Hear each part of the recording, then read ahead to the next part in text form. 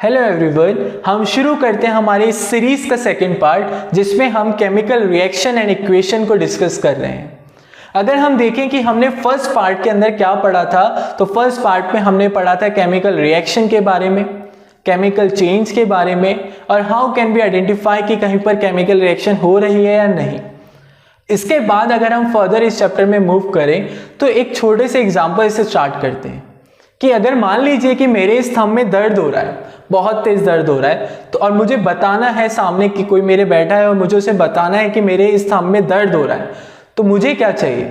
मेरे को कोई ना कोई क्या चाहिए, कोई ना कोई मीडियम चाहिए जिसके थ्रू मैं एक्सप्लेन कर पाऊं, ये रिप्रेजेंट कर पाऊं कि हाँ मेरे इस थंब में ना दर्द हो रहा है। उसी तरीके से हमने ये पढ़ लिया कि केमिकल रिएक्शन होती क्या है, हमने ये भी पढ़ लिया कि कैसे आइडेंटिफाई करेंगे। अब हमें ये पढ़ना है कि हम कैसे रिप्रेजेंट कर सकते हैं केमिकल रिएक्शन को। केमिकल अगर कहीं पर केमिकल रिएक्शन हो रही है तो उसको कैसे रिप्रेजेंट कर सकते हैं। तो उसी के लिए, उसी के रिप्रेजेंटेशन के लिए हमें एक मेथड निकाला, जिस मेथड का हमने नाम रखा that is the chemical equation. तो अगर हम केमिकल इक्वेशन की बात करें तो केमिकल इक्वेशन जैसे एक मेथड है, एक ऐसा मेथड है जिसके थ्रू हम रिप्रेजेंट करते हैं केमिकल रिएक्शंस को। तो केमिकल इक्वेशन क्या है? It is only a method to represent the chemical reaction. I think clear हुआ होगा थोड़ा सा। अगर ये केमिकल इक्वेशन है तो अगर हम इसको समझने की कोशिश करें तो इसके दो पार्ट हैं। मेनली दो तरीके से हम रिप्रेजेंटेशन नॉर्मली करते हैं। तो फर्स्ट है word chemical equation and second one is symbolic chemical equation. Word chemical equation क्या है? अगर हम वर्ड केमिकल इक्वेशन को समझें तो वो इक्वेशन जिसमें हम कंप्लीट वर्ड्स का यूज करें, लाइक मैग्नीशियम का पूरा नाम लिखें, मैग्नीशियम पूरा लिखें and magnesium plus oxygen give magnesium oxide. तो ये जो पूरा मैंने लिखा वर्ड की फॉर्म में, that is called the word chemical equation. अगर हम सिंबॉलिक केमिकल इक्वेशन की बात करें तो वो इक्वेशन जिसमें हम सिंबल्स का यूज करें, like Mg plus O2 give MgO। तो ये होती है सिंबॉलिक केमिकल इक्वेशन। बात करें कि केमिकल इक्वेशन को कैसे लिखते हैं, ये हमें ऑलरेडी पता भी है, हम बहुत लिख भी चुके हैं पहले भी, बट स्टिल हम एक बार देखते हैं कि एक्चुअल में क्या रूल्स हैं, कैसे हम किसी भी केमिकल इक्वेशंस को रिप्रेजेंट करते हैं। तो इसकी रिप्रेजेंटेशन पे अगर हम जाएं तो हमें ध्यान रखना है कि इसमें दो केसेस होते हैं। First one is LHS and second one is RHS।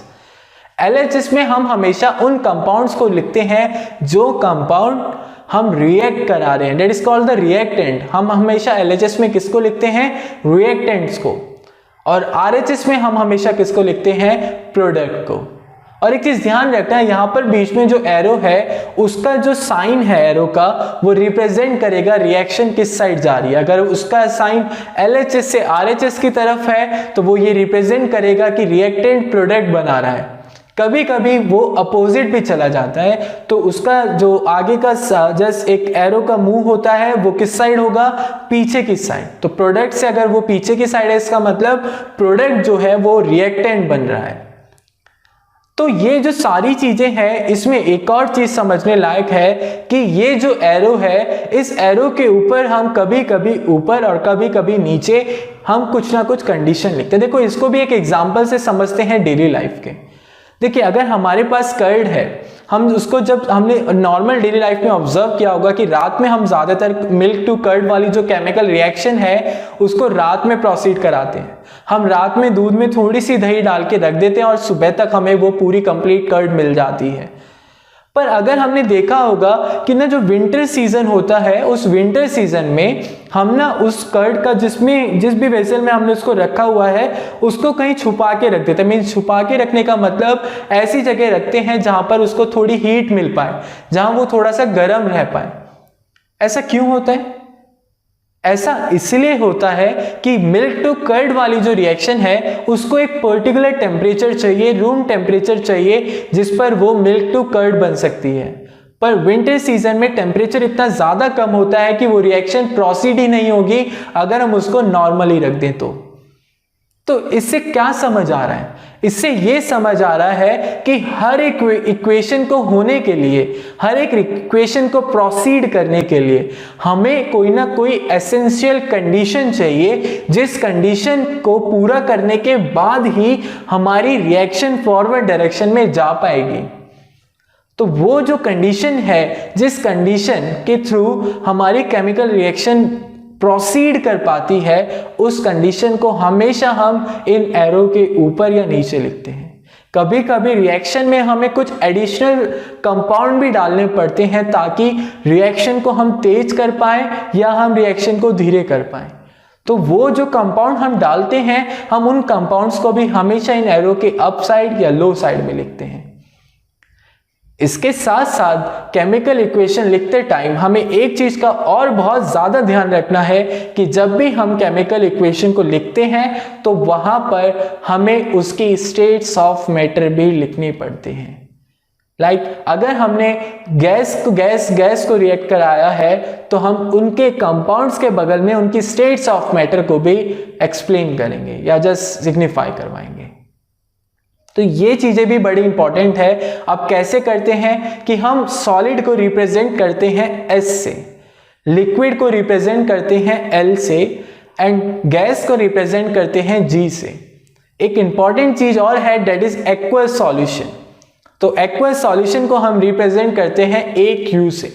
देखिए सॉलिड, लिक्विड, गैस तो हम ऑलरेडी पढ़ चुके हैं। एक एक्वस सॉल्यूशन और आया, इसको समझते हैं कि जैसे एक वाटर लिया, उसमें मैंने शुगर डाल के मिक्स कर दी, तो ये क्या बन गया? Sugar solution.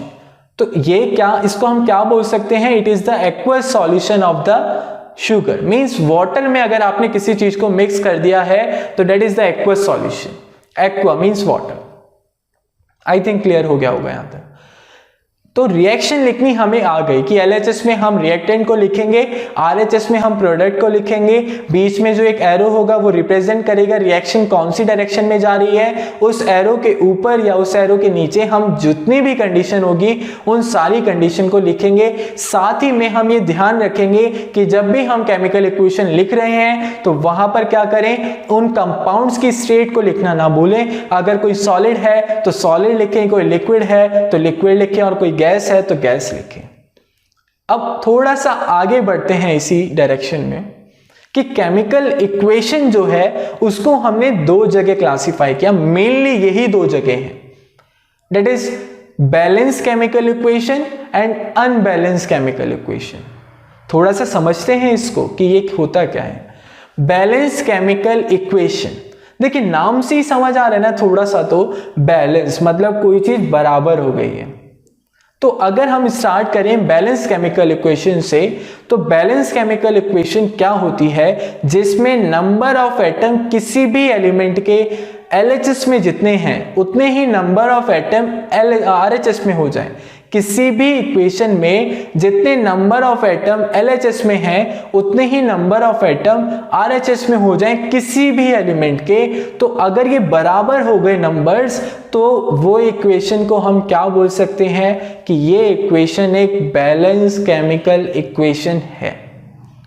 दोबारा से समझते हैं कि बैलेंस केमिकल इक्वेशन के अंदर LHS में जितने नंबर ऑफ एटम होते हैं उतने ही नंबर ऑफ एटम RHS में भी होते हैं किसी भी एलिमेंट के। तो उस इक्वेशन को हम क्या कह सकते हैं कि ये इक्वेशन एक बैलेंस केमिकल इक्वेशन है।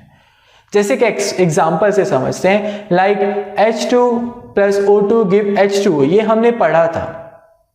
पर अगर हम इसमें देखें कि H2 इस साइड अगर हम देखें कि H कितने हैं, 2 LHS वाली साइड में, और RHS वाली साइड में अगर हम देखें तो H कितने हैं, 2। वेरी गुड, बैलेंस है, H तो बराबर है दोनों साइड। अगर हम देखें कि LHS वाली साइड में O कितने हैं, तो 2, बट अगर हम RHS वाली साइड में O देखें तो कितने हैं, 1। मतलब ये तो बैलेंस नहीं है। तो हमें क्या करना पड़ेगा, RHS वाली साइड में हमें 2 बनाना पड़ेगा। तो हम क्या करेंगे, H2O में 2 की मल्टीप्लाई करेंगे to just balance the oxygen. तो जब हम इस 2 की मल्टीप्लाई करेंगे तो होगा क्या, यहां पर ऑक्सीजन कितने हो जाएंगे, 2। पर यहां 2 की मल्टीप्लाई करने की वजह से क्या हो गया कि हाइड्रोजन भी कितने हो गए हैं, 2 × 2, तो कितने हो गए टोटल, 4, वेरी गुड। तो यहाँ पर LHS में 2 हाइड्रोजन थे, साथ में हमने 2 की मल्टीप्लाई और कर दी, तो टोटल हाइड्रोजन RHS में कितने हो गए हैं 4। बट अगर हम LHS की बात करें तो LHS में अभी भी कितने हैं 2, तो हमें LHS में भी बैलेंस करना पड़ेगा, that we multiply on LHS by 2। तो 2 की अगर हम हाइड्रोजन में मल्टीप्लाई कर देंगे तो होगा क्या कि LHS में भी 4 और RHS में भी 4। तो अगर आप ऑब्जर्व करो कि सारे एलिमेंट अब बराबर हो गए हैं दोनों साइड। तो ये इक्वेशन कैसी होगी जो फाइनली हमें मिली है, that is balance chemical equation. अगर हम बात करें अनबैलेंस केमिकल इक्वेशन की, तो वो इक्वेशन जिसमें नंबर ऑफ एटम किसी एलिमेंट के अगर बराबर नहीं है नंबर ऑफ एटम RHS के, तो वो इक्वेशन कैसी हो जाएगी, unbalance chemical equation. I think समझ आ रहा होगा। इसकी डेफिनेशंस भी लिख लो। अब थोड़ा सा और समझते हैं कि हमने ये आज के बाद प्रण लेना है, ये जस्ट प्रॉमिस करना है अपने आप से कि हम जब भी इक्वेशन लिखेंगे तो पहली बात उसको जो कंडीशन हमने पढ़ी है, जिस मेथड के या जो रूल्स पढ़े हैं उसी फॉर्म में लिखेंगे, और दूसरा जब भी हम रिएक्शन लिखेंगे तो उसको बैलेंस्ड फॉर्म में लिखेंगे। बैलेंस्ड फॉर्म में ऐसा क्यों? तो वही समझते हैं कि हमें क्या जरूरत है किसी भी इक्वेशन को हमेशा बैलेंस फॉर्म में लिखने की।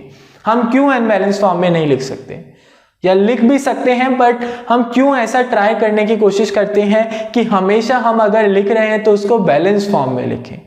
तो इसको समझते हैं कि why we need to balance on chemical equation. किसी भी केमिकल इक्वेशन को हमें बैलेंस करने की जरूरत क्यों पड़ी आखिरकार। तो इसको समझने के लिए हमें एक छोटा सा रूल पढ़ना पड़ेगा, जो रूल हम ऑलरेडी पढ़ चुके हैं, that is law of conservation of mass. Law of conservation of mass में हमने क्या पढ़ा था, that is mass can neither be created nor be destroyed in a chemical reaction. किसी भी केमिकल रिएक्शन में मास को ना ही हम कभी बना सकते हैं, मास को ना ही हम कभी खत्म कर सकते हैं। तो अगर हम समझने की कोशिश करें एक अनबैलेंस केमिकल इक्वेशन से कि ऐसा क्या हो जाता है अनबैलेंस केमिकल इक्वेशन में कि हमें उसे बैलेंस करना पड़े, तो एक एग्जांपल लेते हैं, Mg plus O2 give MgO, Mg plus O2 give MgO। अगर हम देखें, मैं मान लेता हूं, जस्ट अज्यूम कर लेते हैं कि Mg का मास x है, एक Mg एटम का मास कितना लिया हमने x, और एक ऑक्सीजन एटम का मास हमने लिया y। तो अगर हम LHS में देखें टोटल मास कितना है, तो LHS में क्या एक Mg है और 2 O है, तो फाइनली जो मास होगा वो कितना होगा x plus 2y। एक मैग्नीशियम का मास आएगा और 2 ऑक्सीजन है तो 2 ऑक्सीजन के मास आएंगे, तो टोटल मास रिएक्टेंट में कितना हो जाएगा x plus 2y। बट अगर हम प्रोडक्ट की बात करें तो प्रोडक्ट में क्या होगा, MgO है तो क्या हो जाएगा x plus y। Means LHS में जितने मास हम लेके चले थे, हमने रिएक्शन में जितना मास प्रोवाइड कराया था, हमें प्रोडक्ट उतना नहीं मिला। इसका मतलब law of conservation of mass का वोलेटाइलेशन हो गया है। वो तो लॉ जो हमने पढ़ा था वो तो बेकार का निकला, बट लॉ बेकार नहीं है, ये इक्वेशन गलत है। इसी वजह से उसी लॉ का वोलेटाइलेशन ना हो, इसलिए हमें किसी भी इक्वेशन को बैलेंस करना पड़ता है। तो अब हम देखते हैं कि बैलेंस करके क्या उस लॉ को फॉलो होता है, वो लॉ फॉलो होता है या नहीं होता है। तो अगर हम इसको बैलेंस करें तो जस्ट हमें H2O की तरह ही क्या करना है, इधर MgO में 2 की मल्टीप्लाई कर देंगे और उधर Mg में 2 की मल्टीप्लाई कर देंगे, तो ये इक्वेशन बैलेंस हो जाएगी। तो अब अगर हम देखें मास दोनों साइड, तो उधर Mg 2 O भी 2, तो टोटल मास कितना हो जाएगा 2x plus 2y। एंड अगर हम प्रोडक्ट में भी देखें तो 2 Mg है और 2 ही O है, तो कितना मास हो जाएगा इस तरफ 2x plus 2y। मतलब रिएक्टेंट में जितना मास है उतना ही मास अब प्रोडक्ट में हो गया है। तो आई थिंक समझ आ रहा होगा कि रिएक्शन को बैलेंस करने से हुआ क्या। तो रिएक्शन को अगर हम बैलेंस नहीं करते तो हमारा law of conservation of mass का वोलेटाइलेशन हो जाता। तो हमें वो नहीं करना था, हम नहीं चाहते कि लॉ का वोलेटाइलेशन हो, तो इसलिए हम हमेशा हर रिएक्शन को कोशिश करते हैं कि किस फॉर्म में लिखें, बैलेंस केमिकल इक्वेशन की फॉर्म में।